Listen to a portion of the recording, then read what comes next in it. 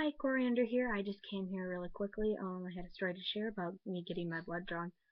I'm talking very fast. I recorded just a second ago, and it turns out my webcam shut off. And I know you don't really want to see this face, but I just the other video is like 10 minutes. I don't want to make people sit through that if you actually do watch my videos. And excuse my white face. I know I'm very white already, but this lighting is so bad. It's too good, I guess you could say. Okay. Well, I went to get my blood drawn today at our school, and they do the regular things. They question you like, you got AIDS, you got gonorrhea, you slept with anybody, all this and that. You take any meds. Well, she checked out. She checked to see if I had enough iron in my blood. Pricked my finger, and you had to go eat a couple snacks before you go. They had a whole table full of snacks and other people and juices and water. Well, you had to go there. I got called up. This is no lie. The needle she brought out was so thick. I'm not even afraid of needles, but the fear was real. 100% a murderer is gonna kill you real. The fear was sincere. I had to sit there and go, wait, give me a second. You're gonna let me process this? No lie. Where's I had a pencil, but it was probably about that thick. That's pretty thick for a needle.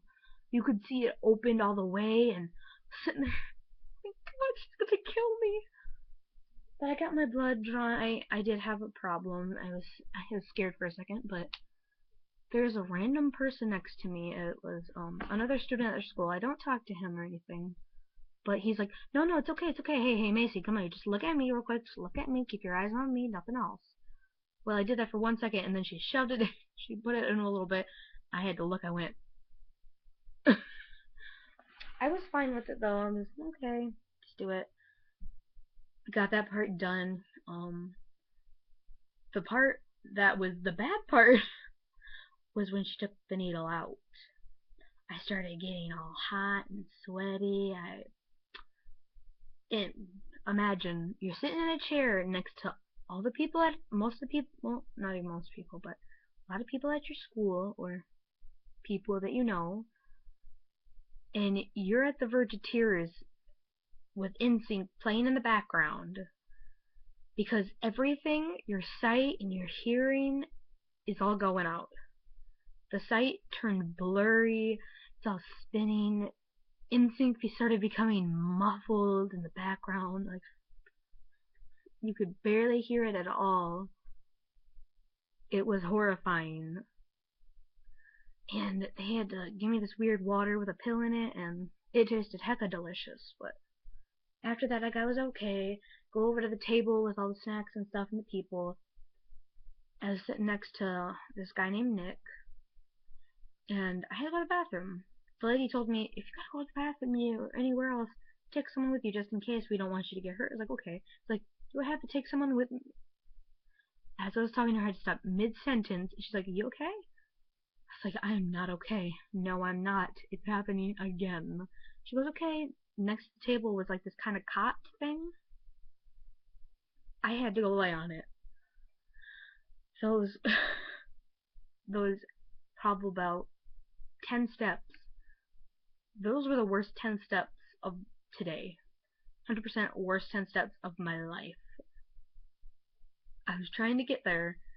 My eyesight was going out. Britney Spears was now playing. There was like, the whole time was just playing NSYNC, Backstreet Boys, Britney Spears, Christina Aguilera, Kelly Clarkson, stuff like that.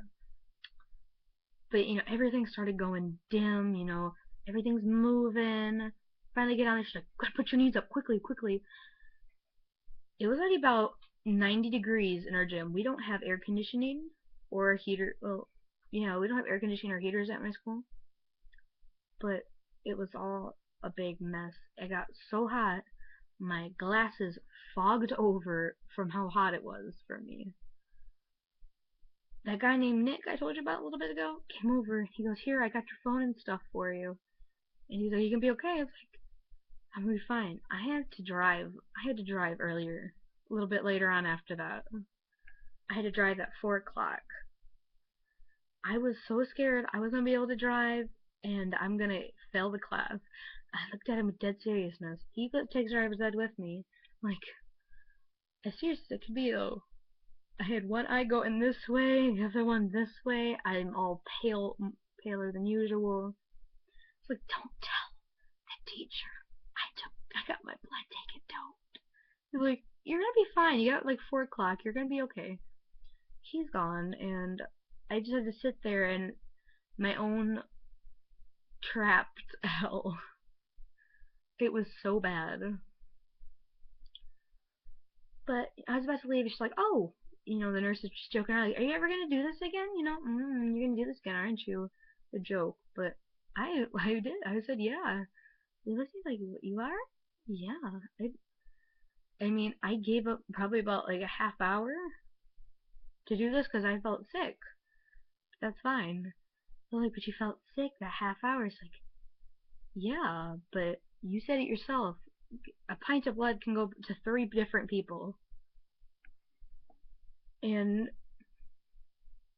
me giving up like 30 minutes of my time could add a year to theirs. It could add minutes to theirs. It could add months to their lives. Just by taking 30 minutes, a little bit less than from mine. I when I get the chance, I will donate again. What I don't think I could just be so stingy to give up 10, 20 minutes of my life. Because I don't want to give my blood. That's too much of my life I'm giving away. To help someone get more time for theirs. Someone out there could really need that blood. Anyone could need that blood. Need a blood transfusion. So much stuff it could go to. You could help anyone. It's like, yes, you come here again in about 6 weeks, because that's as long as you gotta wait. I will be right here, ready to sign that paper so I can do it again. And that's all the point of the story was. That, even if you gotta give away a couple moments of yours, think about that someone else will get some back to theirs. Just even donating a pint, you could be helping 3 different people out in the world. The whole moral of the story was I just felt like telling it, and I did. So that was it. But I encourage you all to go donate if you can. If you can't, don't. It's a warning. Well, I'll see you all later. I will be posting another video later. Not today, obviously. It's like 10 o'clock tonight. Well, it's like 10 something, probably 11. But that's all I wanted to talk about. And yeah, I actually ended up driving though. I passed out for the rest of the day. I was really hecka tired. That's about it. So I'll see you guys all tomorrow. And that's it. Well, if you listen, thank you.